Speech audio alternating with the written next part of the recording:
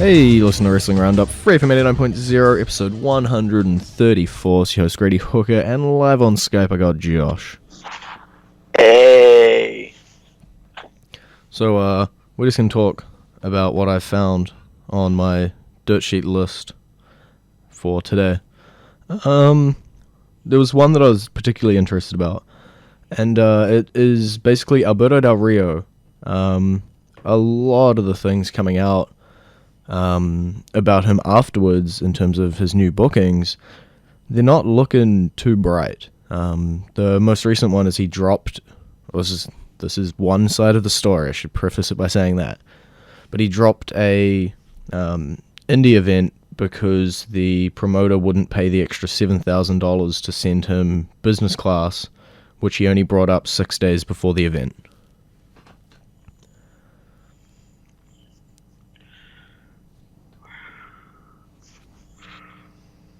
Oh, apparently it sounds like it's not a pretty situation with him. I also vaguely remember a while ago something about a charity one that everybody seemed to get up in arms about. Yeah, because he went missing without telling anybody, and people were worried for his well-being, quotation marks. Yeah, it sounds like he's turned into words I can't use on the radio. He's a prima donna. Oh, we can use that word. Let's go with that one. And thinks he's the big dog and the one that everybody wants, and will pay the extra $7,000 to have him appear. There was also, I feel like I just read it like a week ago, that was something along the lines of WWE interested in having him back. That doesn't seem correct in the way that he seems to be treating everybody else at the moment.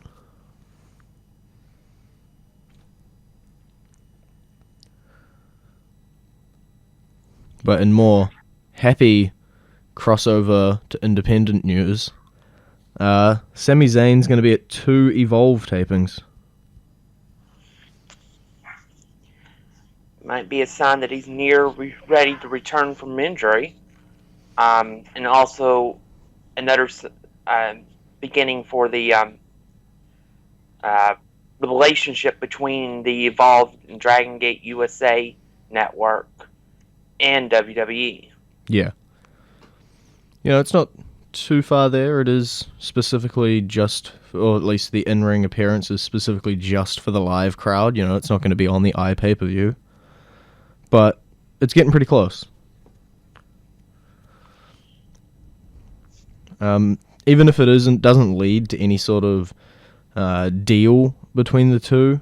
There's a deal between the two companies. Yeah, I mean, like a legitimate, like you're the developmental to the developmental thing that the internet is. For it's the funnel talent into NXT from Evolve and Dragon Gate USA, as well as provide for spot people that may not have a chance with NXT, but to work there so they can put other people over in NXT. It should be interesting. I'm liking the sort of crossoverness that we're getting with NXT now. I don't know if he is yet, but at least before, Samoa Joe and Rhino, they weren't booked, you know, specifically to NXT, and now they're sending Sammy over to Evolve. It seems as though NXT is feeling slightly indie-ish in that it's sharing talents around, you know, lightly, but still sharing, compared to the rigid structure that we've generally been given with WWE lately, which is you are a WWE talent. Well, WWE views wants to view NXT not only as its own brand, but as a super indie. Yeah, I'd believe it. Yeah, it seems as though that you can brand it as a super indie. You still need a little bit more different stuff with it, but I'd say it's getting close. And I think that's the product that I'd prefer at this point. But since we're talking about NXT, I don't know much about this. You might have read it before.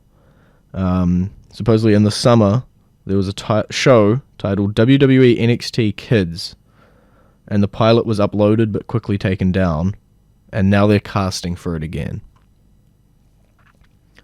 I don't know anything about it.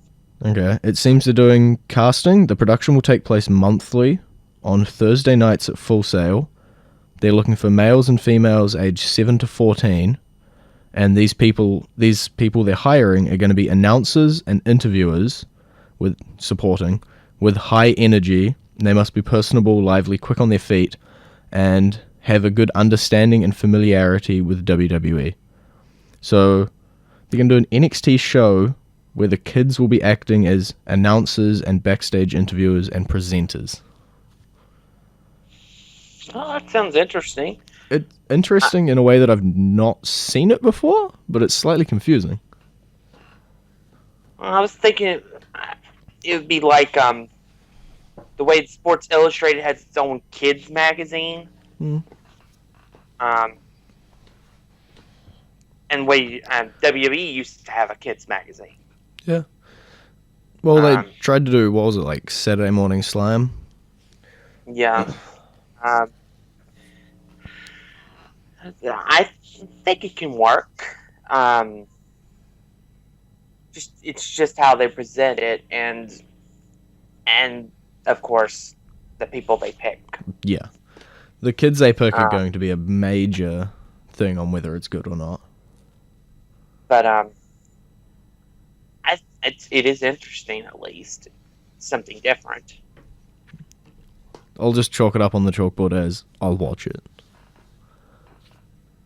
It'd be interesting if they had a news segment on it. Ooh. I think that would be neat. If they did a kids' news segment. Yeah.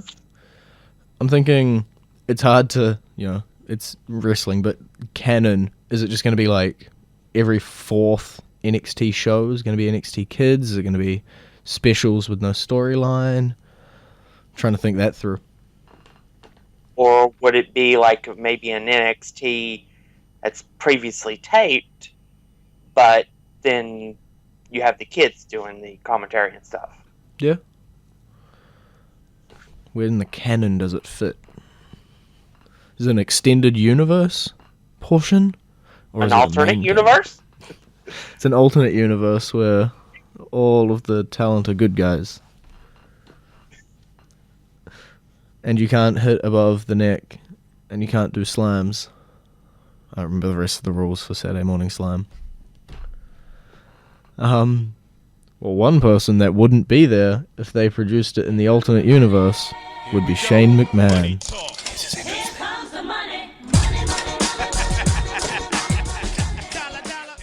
And you're back with the Wrestling Roundup. Grady and Josh, FreeFM 89.0.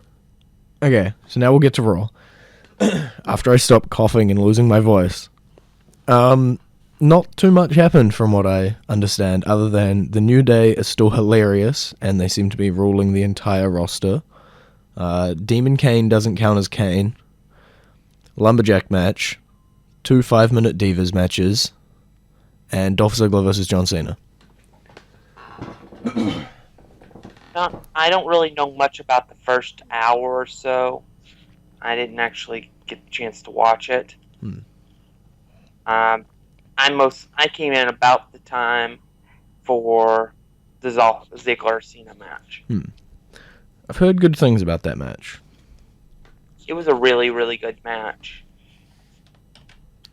Yeah, I supervised a test last night, so I haven't actually seen any of Raw. I've had to read it. It's always fun seeing, because I always read 2 reports, just from different people, to make sure it's not one person overly embellishing something that happened. But it seems, I think we mentioned it last week, that Ziggler-Cena could happen, especially after their Total Divas feud. And now that Rusev and Summer Rae and that thing is completely and utterly dead, and we can move on from it. Let's hope. Don't even say that. Just let us move on. that Ziggler can move on to bigger and brighter things against John Cena, losing a best-of-3 series. Because that's how it works. But for a long time, I think Ziggler was one of these ones that the fans, or should I say the internet, liked. Seem to have soured on him lately. Or given up, should I say. I think anything involved with that Rusev-Ziggler feud, everybody gave up on. Except Ruru. Everybody loves Ruru. We got... I might as well talk about that. So Lana and Rusev are engaged legitimately. Yes. And all of a sudden, Summer Rae found out via social media and flipped. Now, I don't know what the rules are in America, but I have a feeling Rusev couldn't be engaged to two people at once. I think that's the law. I guess married. I married two people at once, unless you're one. Interesting. Um, Are there ever been any rules about being engaged to multiple people? that I'm aware of. Interesting. I never thought about that because it's always just been marriage. Huh. But I do know that you can't be married to multiple people unless you're a Mormon and live in Utah, pretty much. Except for that one specific community in that one state. Yeah, well, religion. Yeah. Either way, Rusev is no longer engaged to multiple people, so we don't have to find out. Technically, he's never really engaged to Summer in the first place. Good point. Let's just move on. Like, we don't need to talk about that anymore. It's not happening. Rusev's back with Lana. Summer Rae's flipped, and Summer Rae probably won't be seen for the next 6 months. I'm kind of hoping that was a face turn for Rusev last night. I also was hoping, but, you know, WWE. But it definitely seemed as though he was peckish. That's a weird way to describe somebody. A little more update. Especially since he's with Lana, and Lana was so goddamn over. I think if Lana was available to be there that night, like, injury-free, probably would have been good. Boop. So Seth Rollins was meant to be facing Kane in the main event, and then Kane had multiple phone problems trying to get a hold of Triple H, but then Triple H banned Kane from facing Seth Rollins, so instead Demon Kane did it. From what I read, that was a pretty hilarious ongoing segment. Just with Triple H being unable to get a hold of him, or unable to hear him half the time. Yeah, I didn't really get to see that match either. So I don't really... I'll sum it up for you in like one sentence. Demon Kane dominated everybody, including the Lumberjacks. Until the numbers overpowered him. It seems as though they're definitely building Demon Kane up. And that's their way of going past the fact that Kane has been in a suit and losing a bunch lately, is they'll just say that Demon Kane was an entirely different person. Demon Kane's undefeated. As I've enjoyed the split personality, Kane. Gives us a different dimension on him. A second. Literally. Well, you get to enjoy it for another 2 weeks. I think it's 2 weeks. And this is a week and like 4 days when this is. 3 days, 2 days, 1 day, 2, maybe 3. I am no good at math. But yeah, I think I'd almost wish, I guess Hell in a Cell is the best one to end it at, but you'd push that storyline just out one more pay-per-view. I think there's just a few more things that they can do with this storyline in terms of the multiple personality Kane. But I'm going to guess it's going to end at Hell in a Cell. Possibly. You never know. They may actually put the title on Kane. True. I think it'd be interesting if Kane and Demon Kane had to team at Survivor Series, and maybe they brought in like Colin Cassidy to play Demon Kane. Yeah, pretty much any tall guy. I would like that. That would be funny. I would find it quite hilarious. Will they do it? It's a different thing. It seems that they're building Seth up even more. So I don't know. And if Kane wins the belt, will one of his side plates be Demon Kane and one of them be Corporate Kane? I guess I'd want to acknowledge it just as Demon Kane won the titles. Probably not. Yeah, but I think because of the stipulation of if he loses, he's fired as Corporate Kane. I think that really will. I think you're right. I think that everything ends at Hell in a Cell. And on that note, we're going to go to a song called Hellfire, and it's Sheamus' entrance.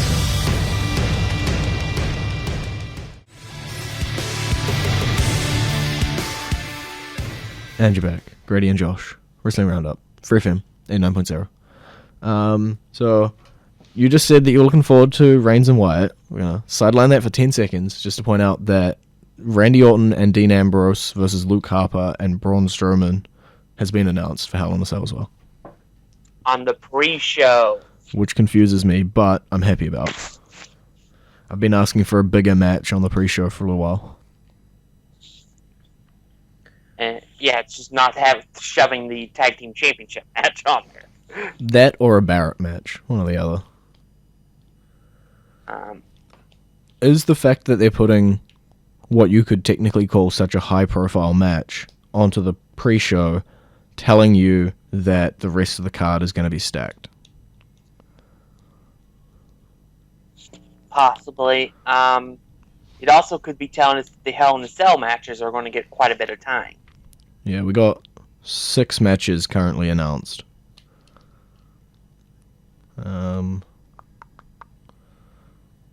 Yeah, everything except for the US title and John Cena, basically, which I imagine he's going to have a match on the show. I'm kind of hoping he just comes out to do a United States Open Challenge on the pay-per-view. I'd be happy with it. But we got Undertaker Lesnar and Reigns Wyatt, both in Hell in Cells. Then Rollins Kane for the big title. Charlotte Nikki for the Divas title. New Day Dudleys for the tag title. And Owens Ryback for the Intercontinental title. It's Night of Champions up in here. So if Cena does defend his title, that is every title again. But yeah, so there'll be 7 matches, main card. That's still leaving the Hell in a Cell matches a lot of time. Hopefully, Reigns and Wyatt a lot of time. Yeah. I hope they get a chance to really tear down the house. Because I think they can. I think Reigns and Bray work well together. Mm-hmm. And I'm hoping that this is going to be the end of the feud. Because that's what a Hell in a Cell is supposed to do. Yep. It's supposed to end the feuds. You take out the lackeys with the pre-show match, so they're too, quote-unquote, untired to come out and interfere. And then you shove them in a cell where they shouldn't be able to interfere anyway, but, interfering is fun. And then you end the feud with a total and utter, bloodbath without blood. I think the promo Roman did on Raw was pretty good. He definitely played off the crowd pretty well. They were chanting boring at him, and he turned it around on them. Were they chanting "Bow ring"? No, boring. Bow. They were, and he also played off the what chants really great too. Because because they were doing the what every time he take a breath. Yeah. And he goes, "What? You can't hear me?" It was hilarious. Yeah. There's a point where it's like Reigns is handling it. He's doing a cool guy move, and it's awesome. But it would also, be quite nice if the crowd just goddamn accepted him.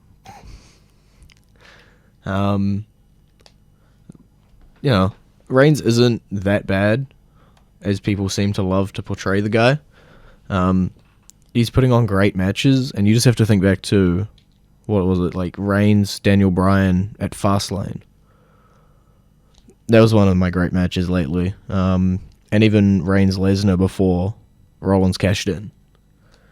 And I'm hoping this Reigns Wyatt is going to be one of those ones that I'll list as Reigns' good matches.